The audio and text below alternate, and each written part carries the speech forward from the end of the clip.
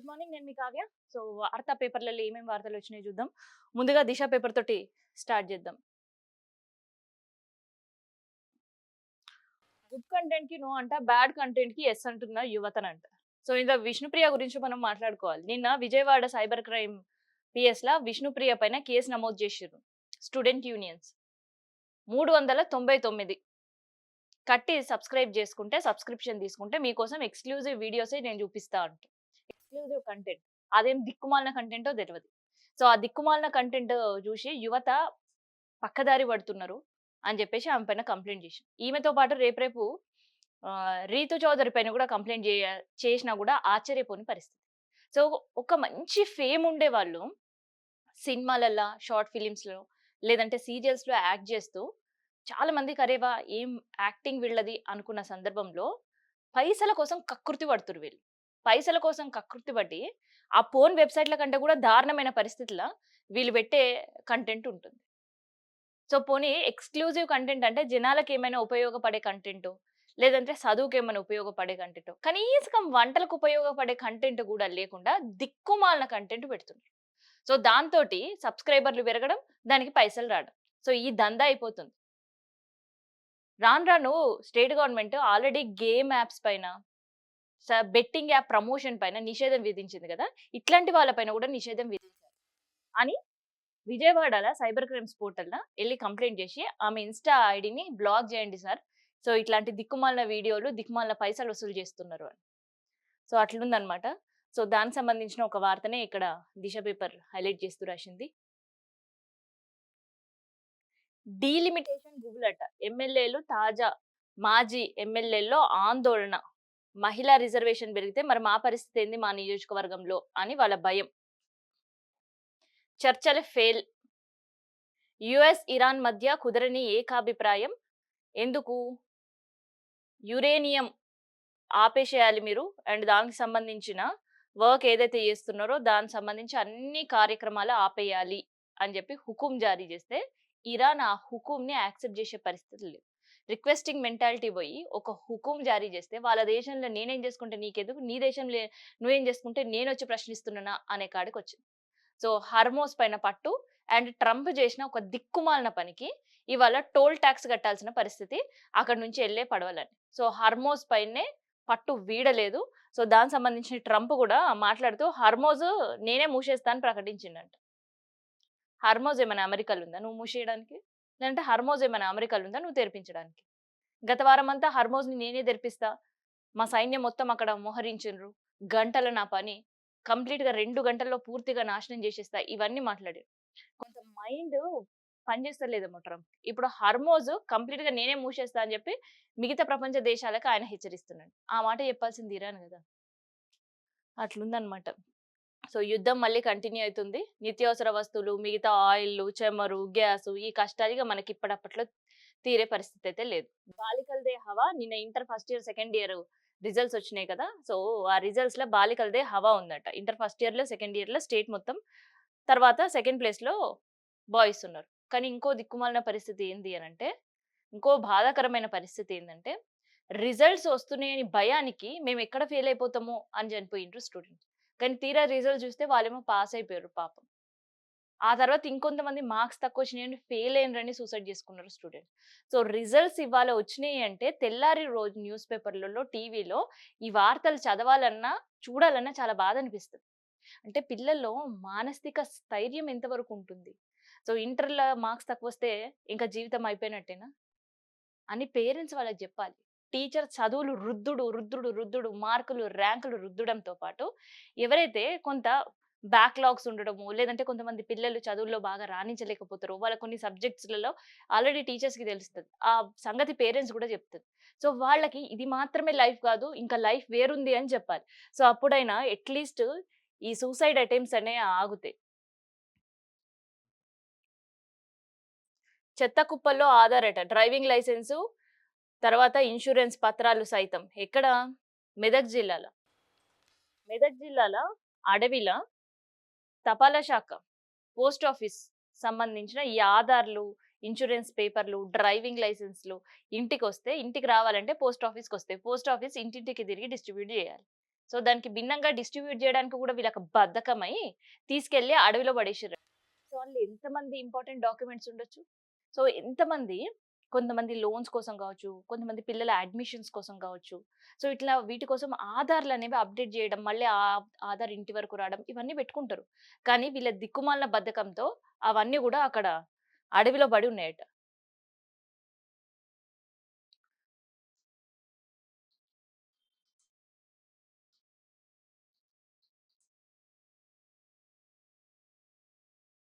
బాబు చేతిలో రేవంత్ ఉన్నాడంట మాజీ మంత్రి జీవన్ రెడ్డి. రాష్ట్ర ప్రభుత్వం స్వతంత్రంగా కాకుండా ఏపీ సీఎం చంద్రబాబు ఆదేశాల మేరకే నడుస్తుందని మాజీ మంత్రి జీవన్ రెడ్డి తీవ్రంగా విమర్శించిండు. కేవలం బాబుది ఒక్కటే మాత్రమే గాదు. రేవంత్ రెడ్డి మేడిగడ్డ బ్యారేజ్ మరమ్మతులను నిర్లక్ష్యం చేయడానికి, కాళేశ్వరం ప్రాజెక్ట్‌పై కుట్ర చేయడానికి కూడా చంద్రబాబే కారణమని చెప్పి మండిపడ్డారట ఆయన. రాజకీయ ప్రయోజనాల కోసం రాష్ట్ర రైతాంగాన్ని బలి పశువులు చేస్తున్నారు. భవిష్యత్తులో కరువు వచ్చి ప్రజలు ఇబ్బంది పడితే రేవంత్ రెడ్డి తెలంగాణ సమాజానికి ఎప్పటికీ క్షమించలేని తప్పు చేస్తారని హెచ్చరించారట. కాళేశ్వరం ప్రాజెక్టు గురించి భవిష్యత్తులో సాగునీరు, తాగునీరు ఇబ్బంది లేకుండా ఉండాలి. కాకపోతే ఇట్లే వ్యవహరిస్తే భవిష్యత్తుకే ప్రమాదం ఉంది అని చెప్పి జీవన్ రెడ్డి మాట్లాడిన సిట్యుయేషన్. సో జీవన్ రెడ్డి గురించి ఇవాళ మాట్లాడిండు, నిన్న మాట్లాడలేదు, మొన్న మాట్లాడాను మనం అనడానికే లేదు. కాంగ్రెస్ కండువా కప్పుకొని ఉన్న రోజు గూడా రైతుల గురించి సార్ మీరు పట్టించుకోండి అని విజ్ఞప్తి చేశారు. ఇక ఇట్లాగో పార్టీ మారడానికి సిద్ధమైండు, పార్టీలోకెళ్ళి బయటకొచ్చిండు కాబట్టి, ఆ విమర్శల స్థాయి ఇంకా కాస్త డోస్ ఇంకెక్కువ పెంచుతాడనమాట. సో ఆయన చెప్పే దాంట్లో తప్పేం లేదు. అది నిజంగా వాస్తవమే.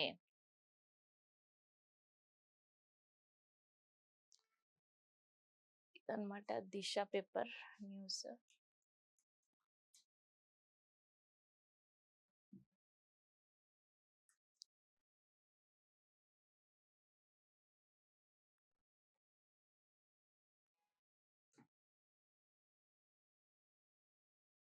కాళేశ్వరం పునరుద్ధరణకి వారంలోనే డిజైన్‌లట. త్వరలోనే రిపేర్ వర్క్ ప్రారంభించబోతుండ్రట. సో దానికి సంబంధించిన ఒక సమావేశం మంత్రి ఉత్తమ్ సార్ అధ్యక్షతన జరిగింది. సో అదే వార్తని ఇక్కడ హైలైట్ చేస్తూ రాసిర్రు. బీఆర్ఎస్ మళ్ళీ టీఆర్ఎస్‌గా మారబోతుందా? అని ఒక క్వెషన్ మార్క్. పార్టీ పేరు మార్పుని పరిశీలిస్తున్నామన్నారంట. 2027లో ప్రజా సమస్యలపై పాదయాత్ర చేస్తాము. వచ్చే ఎన్నికల్లో ఒంటరిగానే పోటీ చేస్తాము అని అన్నారు. సీఎం రేవంత్ రెడ్డిపై ప్రజలు విశ్వాసం తగ్గుతుంది. మే, జూన్ నెలల్లో బీఆర్ఎస్ సభ్యత్వ నమోదు కార్యక్రమం మొదలు చేస్తాం. పార్టీలో కేసీఆర్ నిర్ణయమే ఫైనల్.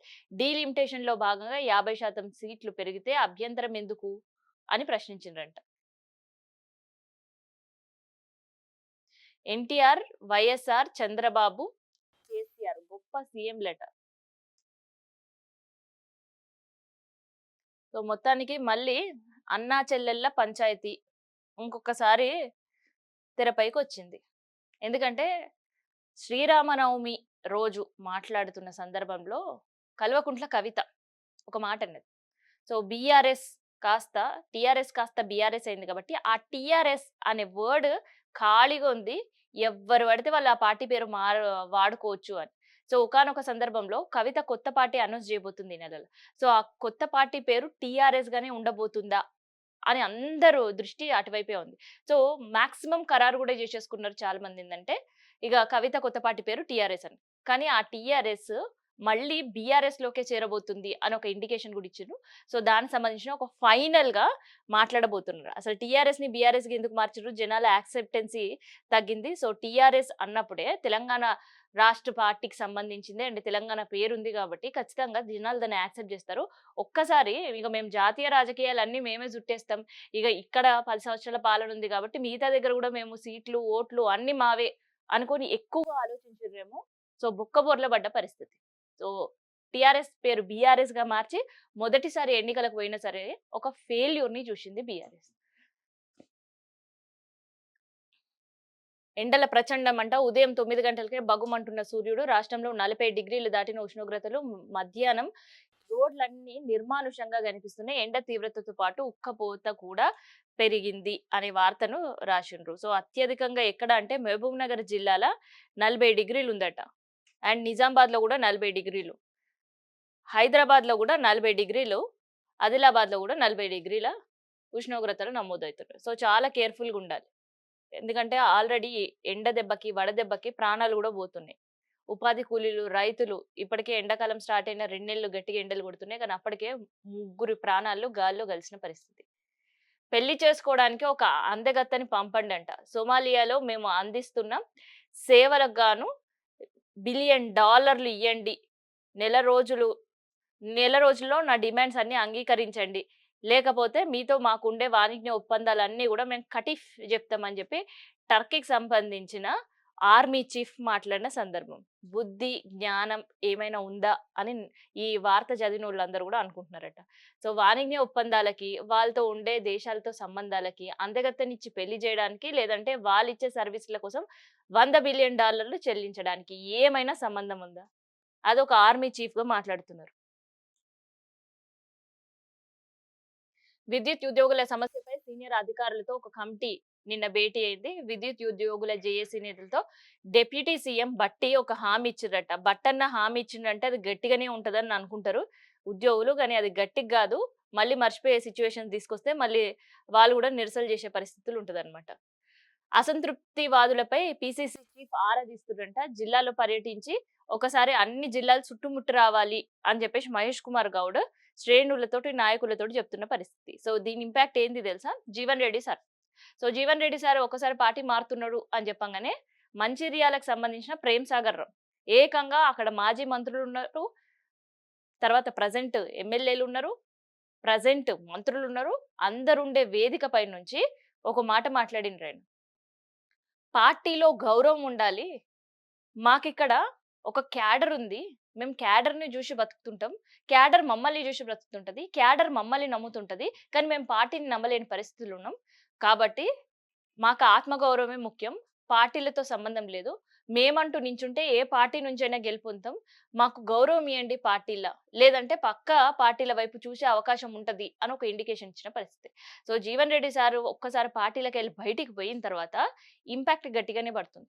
సో, ఈ వలసలు, ఈ పార్టీ మారుడు, హాయ్ హాయ్ బాయ్ బాయ్‌లు జెప్పుడు ఇవన్నీ గూడా బందయ్యే పరిస్థితి. ఎందుకంటే అధికార పార్టీలో ఉండేవాళ్ళు మిగతా పార్టీల నుంచి చేరికలు జోరుగా సాగుతాయి. కానీ ఇప్పుడు భిన్నమైన ఒక ఒరవడి చూస్తున్నాం. జీవన్ రెడ్డి సార్ ఒక్కసారి బయటికి పోయిన తర్వాత కంటిన్యూ‌గా దారిగట్టే అవకాశం ఉంది. పార్టీ నుంచి బయటికి పోయే అసంతృప్తి వాళ్ళందరూ గూడా. అధికార పార్టీల చేరికలు పక్కదారి బట్టి ప్రతిపక్ష పార్టీలల్ల చేరికలు మొదలయ్యే పరిస్థితి కనిపిస్తుంది. సో, ఎన్నడూ ఏ రాజకీయ పార్టీ అధికారంలో ఉన్నా అట్లాంటి సిట్యుయేషన్సే కనిపిస్తాయి. కానీ ఇప్పుడు మాత్రం చాలా భిన్నమైన పరిస్థితులు కాంగ్రెస్ పార్టీలో కనిపిస్తున్నాయి. సో, గతంల జీవన్ రెడ్డి సార్ గావచ్చు, ప్రేమ్ సాగర్ గావచ్చు, తర్వాత వీహెచ్ గావచ్చు, తర్వాత జగ్గారెడ్డి గావచ్చు, వీళ్ళందరూ గూడా చాలా సందర్భాల్లో మాట్లాడింది. సీనియర్‌లకు ప్రాధాన్యత ఇవ్వండి. సీనియర్‌లని గౌరవించండి అని. కానీ ఆ గౌరవం ఏందో మర్చిపోయారు. సో, అందుకనే ఒకరెనకాల ఒకరు దారిగట్టి పక్క పార్టీలలో జాయిన్ అవ్వాలన్న ఆలోచనలో ఉన్నారనమాట.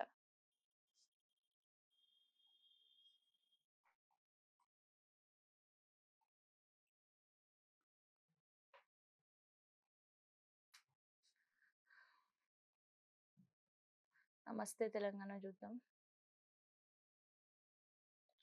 దోచుకో, దాచుకో. ఇదే కాంగ్రెస్ పార్టీ కొత్త స్కీమ్ అట. అదే పెద్ద స్కామ్ అట. సో, దానికి సంబంధించి మాట్లాడుతుర్రు. ఎందుకు ఈ దోచుకో, దాచుకో అంటే ఇప్పటివరకు జరుగుతున్న రియల్ ఎస్టేట్‌కి సంబంధించిన భూములకు సంబంధించి ఇవన్నీ చేస్తున్నారు అని చెప్పి నిన్న కేటీఆర్ ఒక సభలో మాట్లాడిండ్రు. సో, మంచిర్యాలకు సంబంధించిన ఒక సభలో. సో, దాని వార్తనే ఇక్కడ హైలైట్ చేస్తూ రాసిర్రనమాట.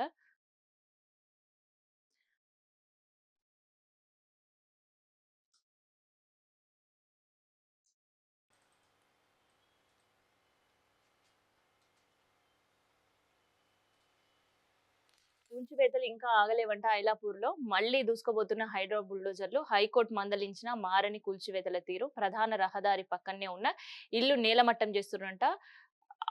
అడ్డుకున్న స్థానికులను ఎక్కి బలవంతంగా భవనాలపైకెక్కి యూత్ అంతా గూడా నిరసన వ్యక్తం చేసినా వాళ్ళని గుంజి పడేసి మరి అక్కడ ధ్వంసం చేసే కార్యక్రమాలు చేస్తున్నారు. హైడ్రా కాంగ్రెస్ సర్కారుపై దిమ్మ తిరిగిపోతుందంటున్నారు మహిళలు. హైడ్రా సిబ్బంది నిర్లక్ష్యంతో పొరుగింటి పైకి శిథిలాలట. సో, మాకొకటే తెలుసు. కూల్చుడే కూల్చుడు. సో, అవి పక్కింట్లో పడుతున్నాయా, ఎదురింట్లో పడుతున్నాయా, లేదంటే ఇంకెవరింట్లో పడుతున్నాయో మాకు సంబంధం లేదు. కోర్ట్ గాదు, జడ్జి వచ్చాడ నించున్నా మేము ప్రశాంతంగా మా పని చేసుకుంటాం. హైడ్రా రంగనాథ్ సార్ ఏది చెప్తే అదే మాకు ఫైనల్ వర్డ్ అనేటట్టు ఉందన్నమాట కూల్చేటోళ్ళది. ఆడ జనాలున్నా కూల్చేస్తున్నారు. ఆ భవనం బిల్డింగ్ పైన 4 అడుగుల దూరంలో ఉన్న కూర్చుంటున్నారు. అదే ఫ్లోర్‌లో జనాలున్నా గాని మా పని కూల్చుడే మేము కూల్చేస్తున్నాం అంటున్నారట. సో, అట్లా కూల్చుకుంటా 860 ఎకరాల భూమిని హైడ్రా స్వాధీనం చేసుకొని ఫెన్సింగ్ చేస్తుంది. సో, ఇక్కడ 860 ఎకరాల భూమి హైడ్రా స్వాధీనం చేసుకుంది అంటే, వేలాది మందిని మళ్ళీ ఇంకోసారి రోడ్డు మీద ఏసింది అని కూడా వార్త మనం చెప్పుకోవాలి. ఎందుకో తెలుసా? సో, గతంలో ఎందుకు రీసెంట్‌గా రేడియల్ రోడ్‌కి సంబంధించి 1130 మంది రైతులు రోడ్డున పడేసిండ్రు. ఫ్యూచర్ సిటీకి రోడేయాలంటే అన్నదాతలు భూమియ్యాలి. సో, భూములిచ్చియాలి సరే. నష్టపరిహారం ఏమన్నా ఇస్తున్నారా? అక్కడ వాళ్ళకి 2,00,00,000, 3,00,00,000 రూపాయలు ఎకరం పలుకుతుంటే, ఇక్కడ వీళ్ళు ఎంత ఇస్తున్నారు తెలుసా? 30,00,000, 40,00,000. ఆ 30, 40,00,000 తీసుకొని ఆ ఊర్లో వాళ్ళు ఇల్లు కూడా కొనుక్కోలేని పరిస్థితి. ఇక భూమి దేవుడెరుగు. సో, అట్లుంటదన్నమాట నష్టపరిహారం కథ. ఇగో ఇక్కడ ఇంకొక రైతులు రోడ్డెక్కి నిరసన చేస్తున్నారు. వీళ్ళ బాధ ఏందో తెలుసా? మాకు నీళ్ళియ్యండి అంటూ నిరసన వ్యక్తం చేసిర్రట. ఎక్కడ? భువనగిరి జిల్లాకి సంబంధించిన నడి రోడ్డు పైన కూర్చొని నిరసన వ్యక్తం చేసిన పరిస్థితి. మొత్తం టెండర్ల విలువ 880,00,00,000 బడా ఏజెన్సీలకే అవకాశం ఇచ్చారంట. ఈసారి టస్కోకి సర్కారు ఈ యూనిఫార్మ్‌లు కుట్టే కార్యక్రమం ఉంటది గదా! సో, ఇవన్నీ గూడా గతంల చేనేత కార్మికులతోటి చేయించేవాళ్ళు. సో, ఆ చేనేత కార్మికులు సంవత్సరంలో 2 పనులు. ఒకటేమో పిల్లల స్కూల్ యూనిఫార్మ్‌లు, రెండేమో బతుకమ్మ చీరలు. సో, బతుకమ్మ చీరలు వాయే ఇంద్రమ్మ చీరలొచ్చాయి. సో, లాస్ట్ 2 సంవత్సరాలైతే అది గోవిందా. ఈసారేదో ఇంద్రమ్మ చీరలు పంపిణీ ప్రారంభించారు. సో, అట్లా చేనేత కార్మికుల నోట్ల మట్టి కొట్టిర్రు. సో, ఇప్పుడు మళ్ళీ వీళ్ళకి సంబంధించిన యూనిఫార్మ్‌లో కుట్టే కార్యక్రమం గూడా ప్రైవేట్ ఏజెన్సీలకి ఇచ్చిర్రు. ఇక ప్రైవేట్ ఏజెన్సీలకిస్తే చేనేత కార్మికులు ఏం గావాలి? అంతే సంగతులు. సో, 850,00,00,000 వాళ్ళకి కేటాయించారంట.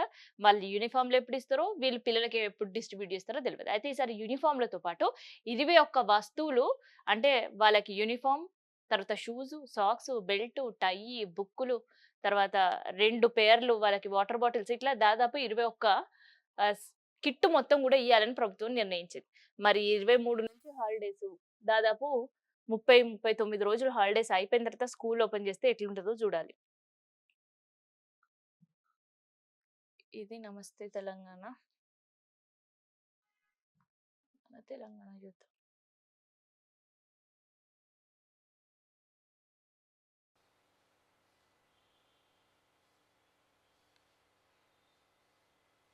కొబ్బరి శాఖకు అవినీతి కిక్కట. అవినీతి కిక్కుతో పాటు ఇక్కడ ఇంకొక కిక్ అని గూడా మనం చదవాలి. అదేంటిది తెలుసా? బూతుల కిక్కు. రహస్య నిధులతో ₹1,00,00,000 స్వాహా చేసిర్రట. ఇద్దరు అధికారుల చేతివాటం చూపిచ్చిర్రు. ఎస్ఎఫ్టీఎస్, డీటీఎఫ్‌లలో పాతుకుపోయిన అధికారులు, సిబ్బంది వసూళ్ల దందా యథేచ్ఛగా సాగుతుందట. మేడ్చల్ 10లో కింద స్థాయి సిబ్బందికి ఒక అధికారి టార్గెట్ పెట్టి మరి వసూలు చేపిస్తున్నాడంట. అదే పరిస్థితి సికింద్రాబాద్‌లో గూడా ఉందంట. గంజాయి సేవిస్తూ దొరికిన కంపెనీ యాజమాన్యం మనవడి దగ్గర నుంచి 20,00,000 రూపాయలు పుచ్చుకొని కేసు గోవిందా. అది అక్బరీ శాఖకు సంబంధించిన అవినీతి. మొన్నటి వరకు పోలీస్ శాఖలో ఉండే అవినీతి ఆపలేక, ఆ అవినీతి పోలీసుల పైన ఏసీబీ రైడ్‌లు జేసి, ఒక్కొక్కరి దగ్గర లక్షల రూపాయలు స్వాధీనం చేసుకున్న పరిస్థితి. సో, అవినీతి ఖాకీలు అని జెప్పేసి ఏకంగా డీజీపీ సారే ఒక ట్వీట్ జేషిండ్రు. వాళ్ళకి ఒక స్ట్రాంగ్ కౌంటర్ గూడా ఇచ్చిర్రు. యూనిఫార్మ్, అవినీతి ఒక దగ్గర ఉండలేదు. మీరు అవినీతి జేయాలంటే ఉద్యోగం వదిలేసి ఎళ్ళిపోండి అని.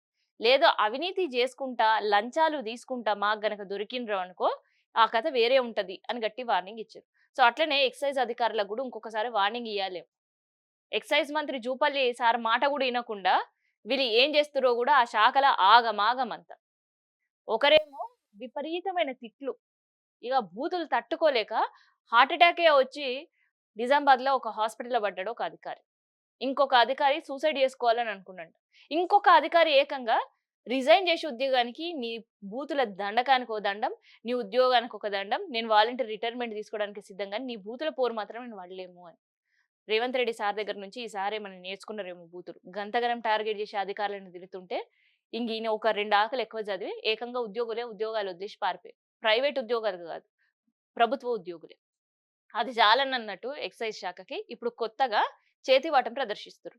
ఇక గంజాయి ఎవరైనా సేవిస్తూ దొరికితే ఏకంగా యజమాని మనవడి దగ్గర నుంచి ఆ కేస్ మాఫీ చేయాలంటే 20,00,000 రూపాయలట. ఇక డ్రగ్స్ దొరికితే ఇంకెట్లా తీసుకుంటారో తెలవదు. సో, అట్లా మొత్తానికైతే అవినీతి తిమింగలానికే ఒక పెద్ద తిమింగలాలుగా తయారైతున్నారు ఈ అధికారులు. సో, ఇదన్నమాట ఇవాళ పేపర్ అనాలిసిస్. మళ్ళీ రేపు పేపర్‌తో మళ్ళీ కలుద్దాం.